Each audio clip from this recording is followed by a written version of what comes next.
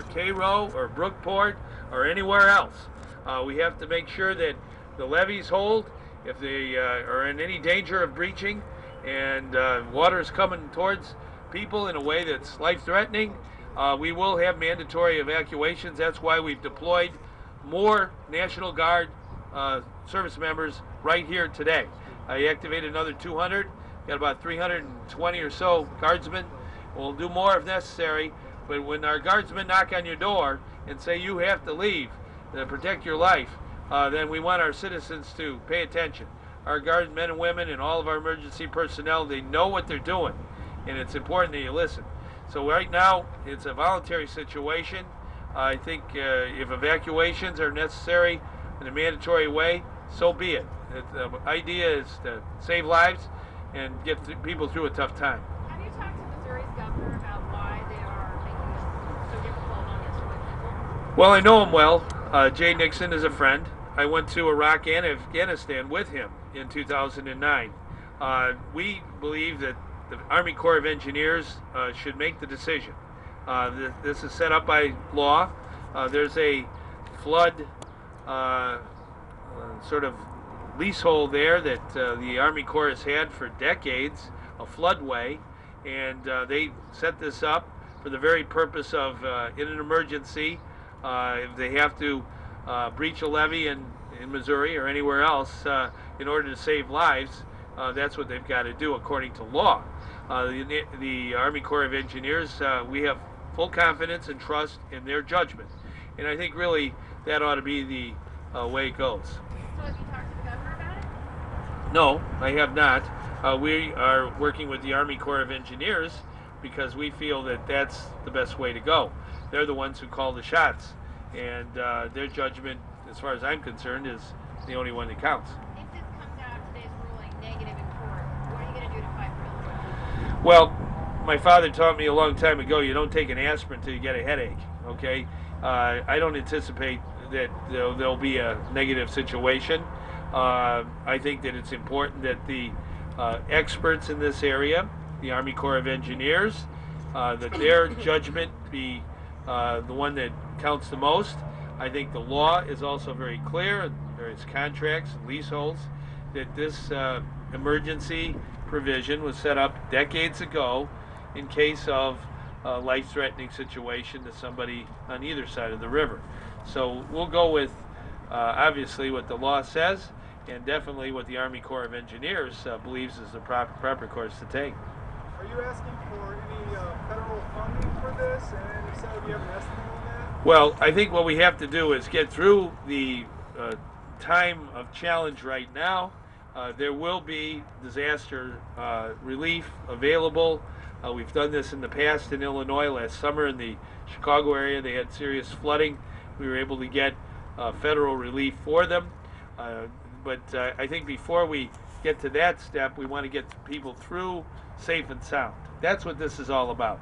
Look at all these men and women gathered here today. We all work together. We have a tremendous, I think, emergency management response. We have gone through other emergencies without losing any lives, and I think that's the way we want to go today. So it's important that we deal with the immediate situation. Disaster relief will be available, in my judgment, from the federal government, given the devastation we've already seen. But we don't want to get too far ahead. We don't want anybody thinking that the challenge is over. It's headed our way, and we got to be on our toes. Governor, go ahead.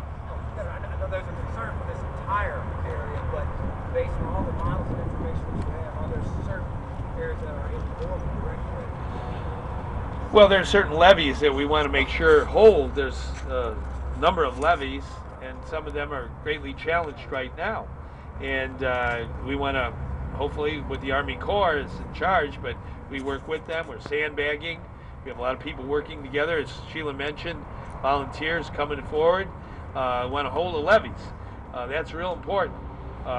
You know, as the water comes rushing down, we're going to challenge these levees, and if anything is breached, we got to take immediate action. For example, if perish the thought, God forbid, if there was a levee that breached, that would cause serious challenges to community, and if we have to evacuate people, so be it. We will use everything at our disposal to save people's lives and use our equipment, our materiel, our boats. We have our Army National Guard vehicles, whatever it takes to rescue people from imminent danger. Governor, you deployed the National Guard on Tuesday, and we have a whole lot of people asking us why they're just seeing them on the ground. Well, we deployed about 120 guardsmen on Tuesday, and more today. Some of our guard members came in early last night. Their job is to assist our emergency management experts. I have complete confidence in the Guard to handle whatever assignment comes their way. These are well-trained service members who, as General Innard said, they've been in combat, they've been in tough places, and they know how to save lives. So they're here and they're ready to go. Governor, are there any emergency services that are not being offered or are being limited because of the state's budget situation? The answer to that is no. Whenever there's an emergency and lives are in jeopardy or threatened, we spare no expense. So it's important that I think anywhere you live in Illinois, if there's some kind of flood disaster, ice storm, tornado, earthquake, horizontal hurricane, whatever it is, we got to stand ready to help people at that moment. We can't in any way not spend the money necessary to save lives. I think everybody in Illinois agrees with that. Obviously our state has fiscal challenges, but I've been so proud of all of the folks at the state and local level, elected officials and those who work for government, public servants, how they come together and work together. Just a couple months ago we had a terrible blizzard in Illinois, north of here, and in one 24-hour period, 16,800 miles of roads were cleared by 2,800 workers working in whiteout conditions, 12-hour shifts. We saved stranded motorists by the thousands. And that's what Illinois is at its best, in my opinion, and that's why we want to appeal to everyone right now on these. This flood is a frightening thing for anyone, and it's important that we make sure we work together and fight back and get through a tough time.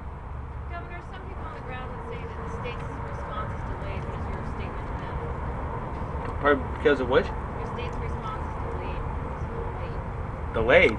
We've been preparing for this for a couple of months. Early on. Well, we have our team together. To me, when you're in a crisis, and this is a crisis, it's good to work as a team. Not to complain, but to work together. And that's the way we get through tough times. Whether it's the ice storm, the horizontal hurricane, or any other natural disaster, we've got a good team and they're well experienced at getting through these tough times. So we anticipated really months ago that we might have a rough spring when it comes to flooding.